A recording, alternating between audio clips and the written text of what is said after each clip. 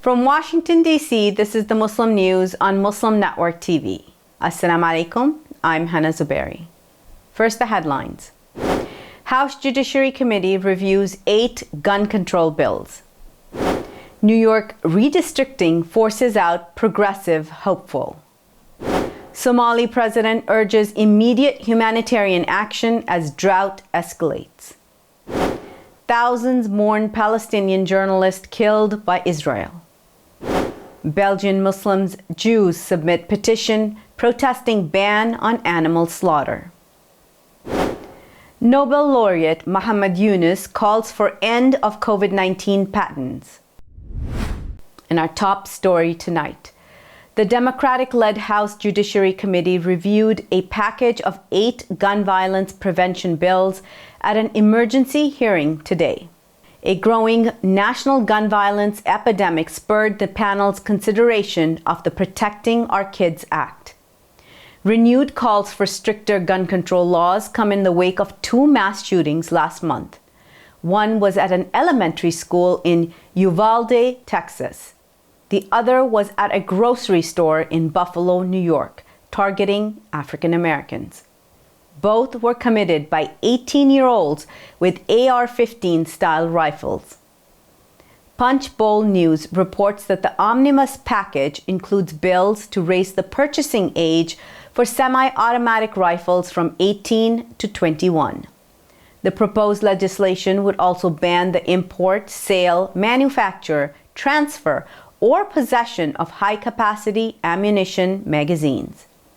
Critics have decried the absence of an assault weapons ban in the U.S., which has proven to reduce mass shootings. On Tuesday, organizer Rana Abdulhamid ended her campaign in New York's 12th district. This was because new boundaries cut her off from the communities she hoped to represent. The court-ordered redrawing of the state's congressional districts map has left marginalized communities with less representations, critics say. Abdulhamid said that she and her community were cut out of the 12th district. Before redistricting, it included parts of the diverse Queens neighborhood of Astoria, where Abdulhamid was raised by her Egyptian immigrant parents. She said that the new 12th district was drawn through an undemocratic process and no longer includes Queens or Brooklyn. Acting State Supreme Court Justice Patrick McAllister, a Republican, approved the new congressional map earlier this month.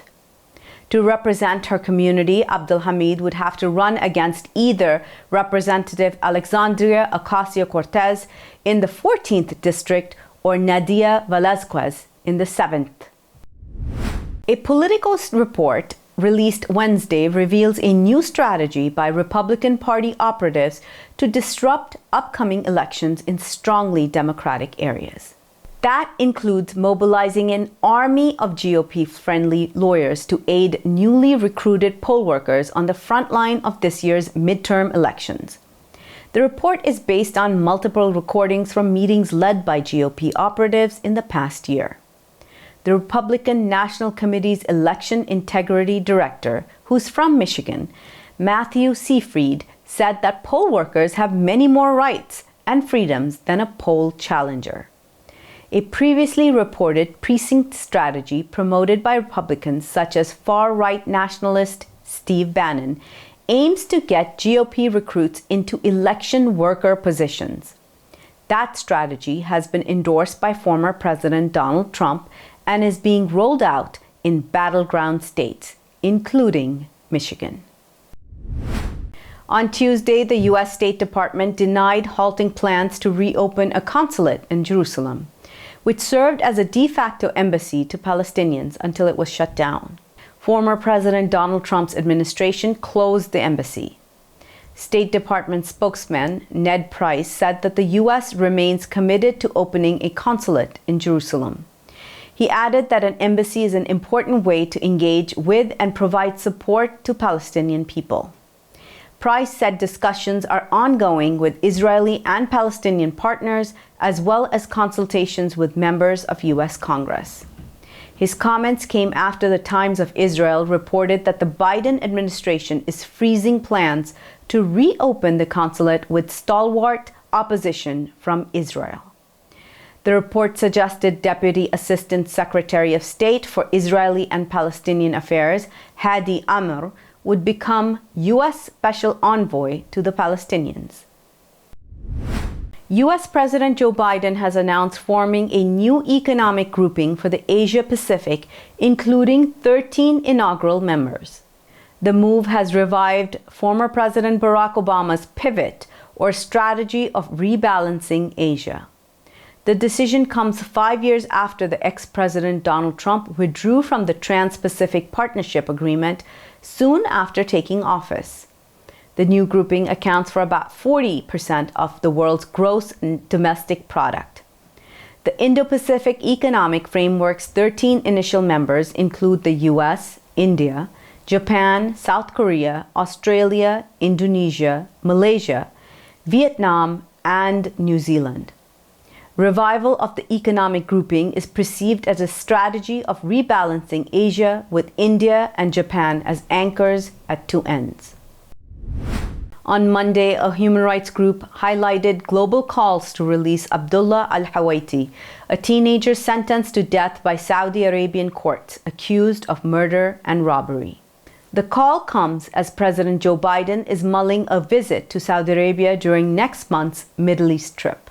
United Nations experts have urged the Saudi government to annul al-Hawaiti's sentence.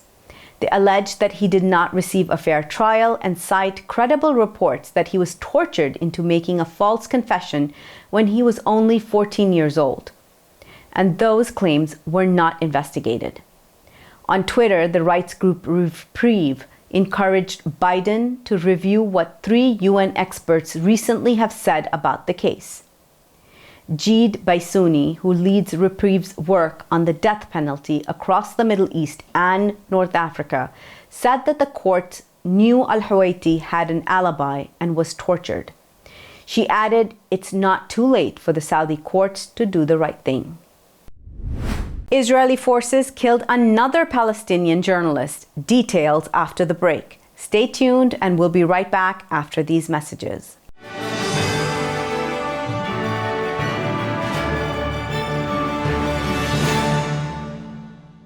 If I could be you, and you could be me for just 1 hour. If we could find a way to get inside each other's minds. Walk a mile in my shoes. Walk a mile in my shoes. Well, before you abuse, criticize, and accuse. Walk a mile in my shoes. There are 16 million children struggling with hunger in America.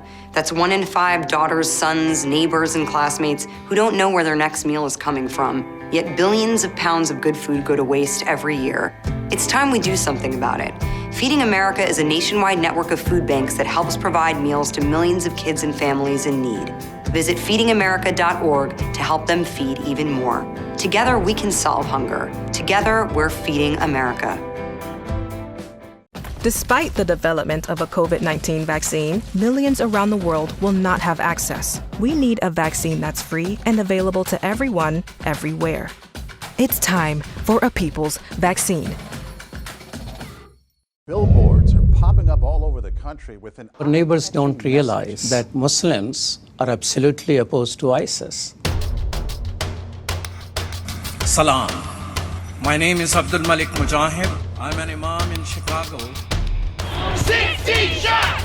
No peace! No justice! No peace!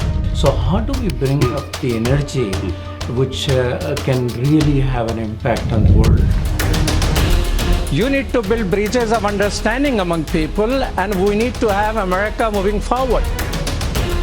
That lesson learned brought the strength of humanity to America, which is the diversity. Mujahid Talks, only on Muslim Network TV. Faithfully connected.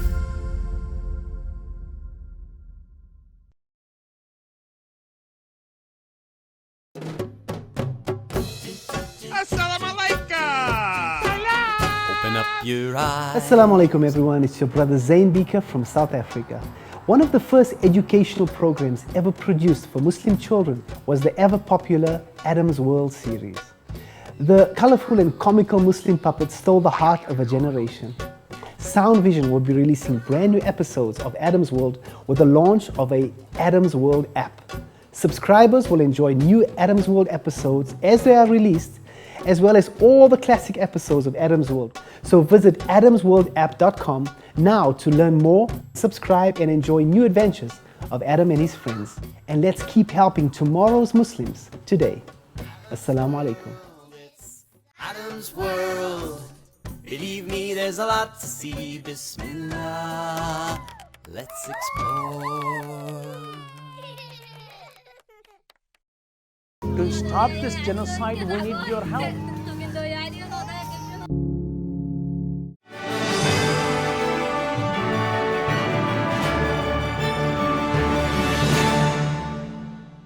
Welcome back. On Wednesday, thousands of people attended a funeral for a Palestinian journalist killed by Israeli forces in the occupied West Bank.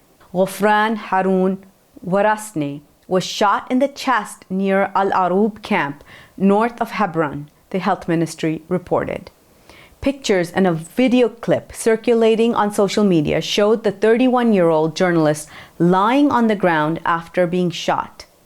Local media reports say Warasne was headed to work in the morning through the refugee camp's entrance when she was shot. The Palestinian Red Crescent said Israeli forces prevented its medics from reaching her for about 20 minutes. A source at Al-Ahli hospital said Warasne was admitted in critical condition but died there. The Israeli army claims that Warasne allegedly attempted to carry out a stabbing attack.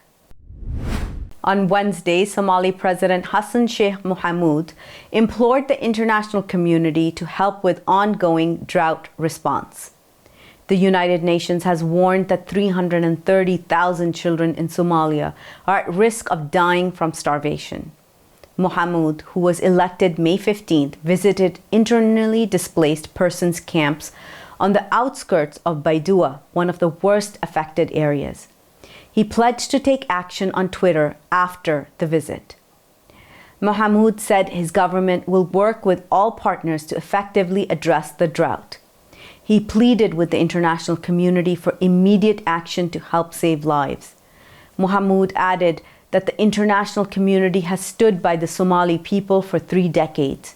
He said he hopes this might be the last time.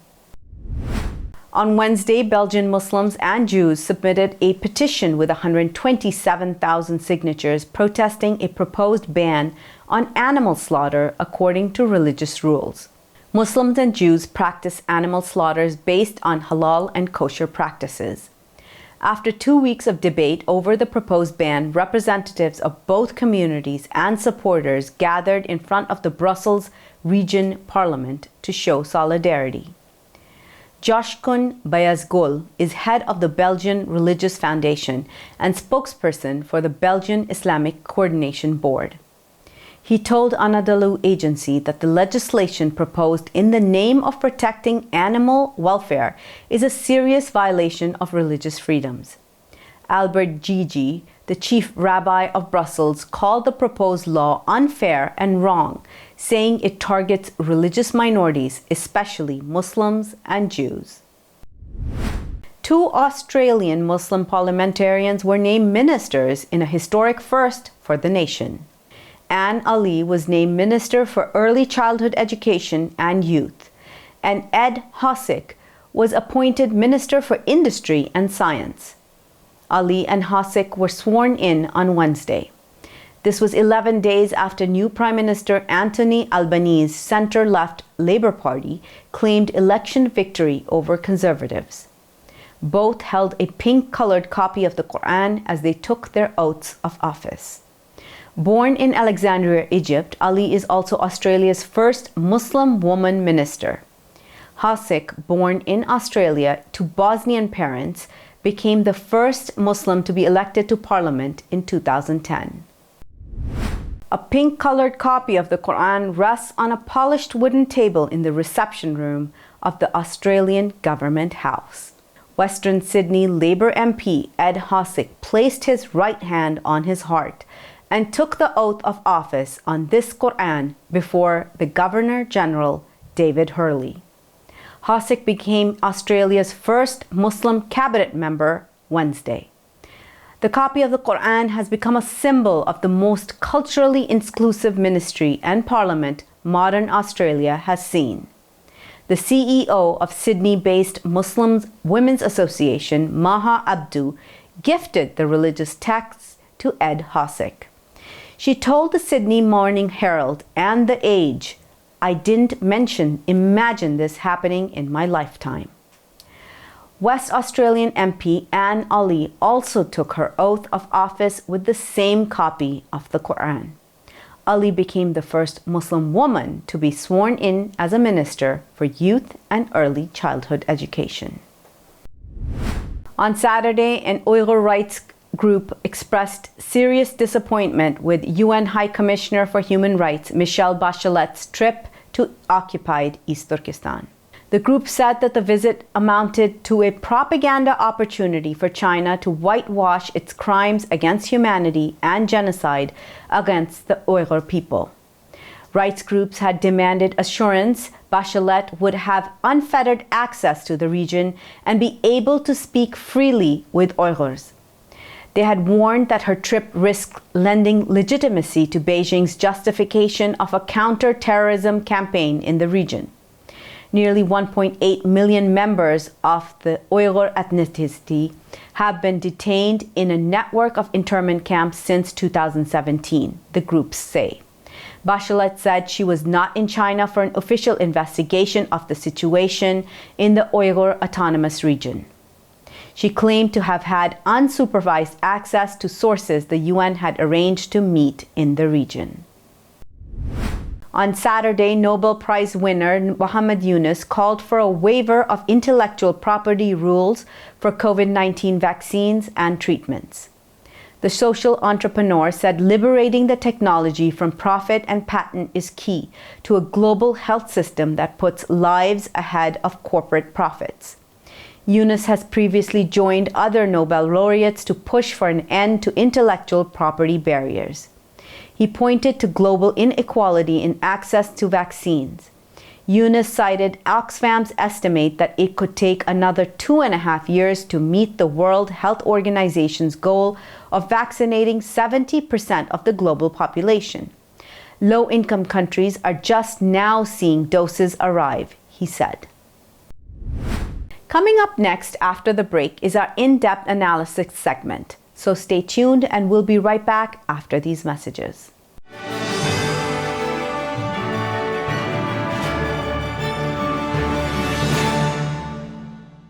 If I could be you, and you could be me for just 1 hour, walk a mile in my shoes, walk a mile in my shoes. Assalamu alaikum. This is Imam Malik Mujahid in Chicago. Just like you, I was moved by that Allahu Akbar lady.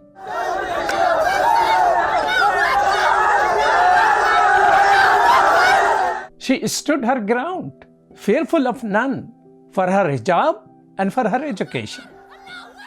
Sisters and brothers, Indian Muslims are facing a genocide. India does not care for Muslim protesting, but it does care for the world opinion. Therefore, we must push the United Nations. The UN has a responsibility to protect. They must prevent genocide. Please sign this UN petition now. Get others to sign. It will help. Trust me, it will help. We need 1 million signatures, brothers and sisters. Please sign now.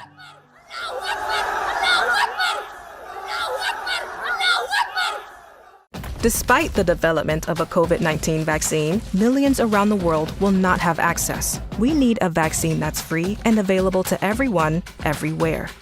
It's time for a people's vaccine.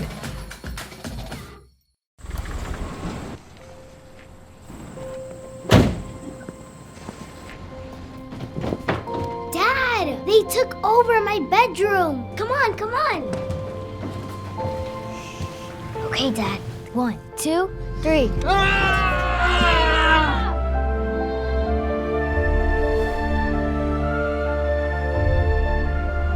Dad!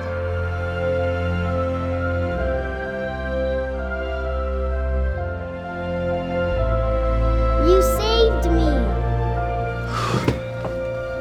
Dad? Are you okay? I'm fine, dear.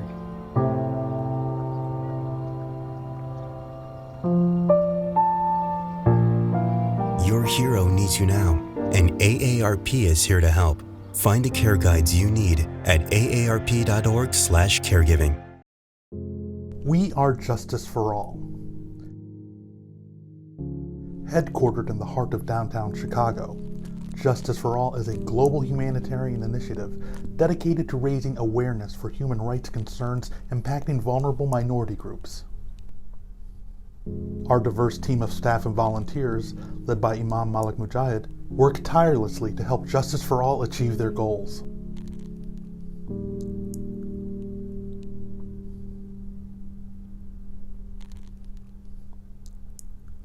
We promote policies that protect religious freedom, address the root causes of mass displacement, and recognize the plight of refugees and forced migrants.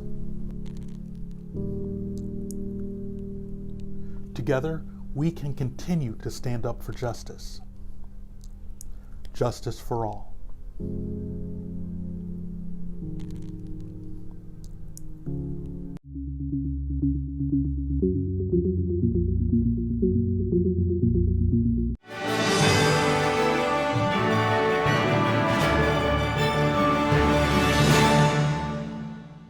Israel has signed a free trade agreement with the United Arab Emirates, its first big trade accord with an Arab state, and a move aimed at boosting trade between the two Middle Eastern nations.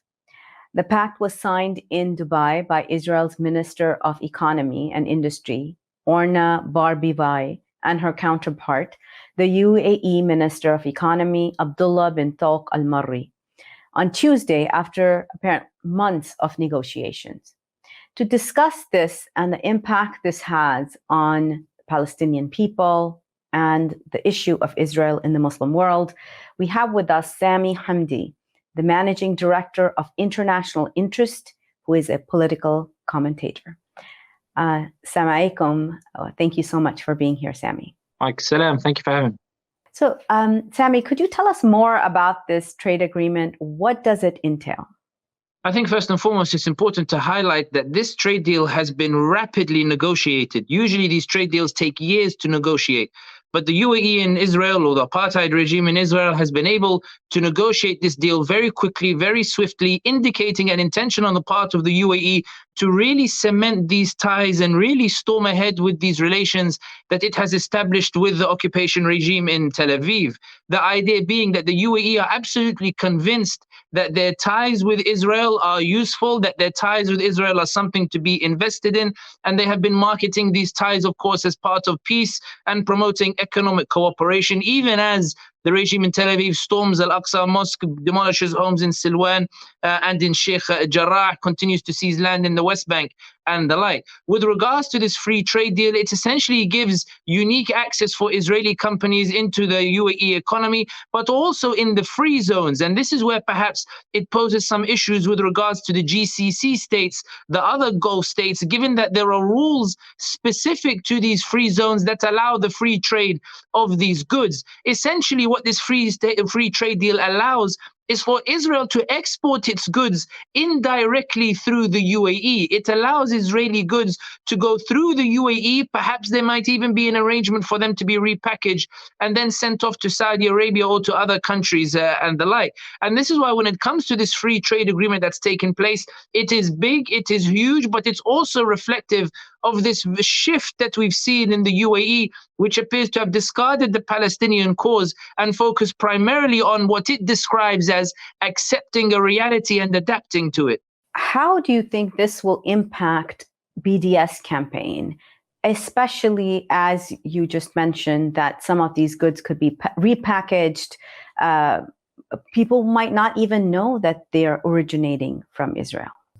I think that when it comes to the media coverage generally, I think that when it comes to the UAE and its approach to this particular issue and its approach indeed to the Palestinians, we have to highlight that there has been a 180 shift in the UAE media since the normalization of ties between Tel Aviv and between Abu Dhabi. We've seen the UAE media no longer necessarily promote the Palestinian cause, but rather instead act as a machine through which to promote the Israeli cause. The idea being that in the last Gaza war in May 2021, what we saw from UAE media was an assertion on the part of UAE commentators that the Palestinians were to blame, that the Palestinians were ingrates, that the Palestinians deserved what was happening to them, that the Palestinians were the ones who were anti-peace. There was this real sentiment that while the UAE was giving out protocol statements in the OIC, or giving out protocol statements, albeit very belatedly, the statements would come days after the war began to unfold.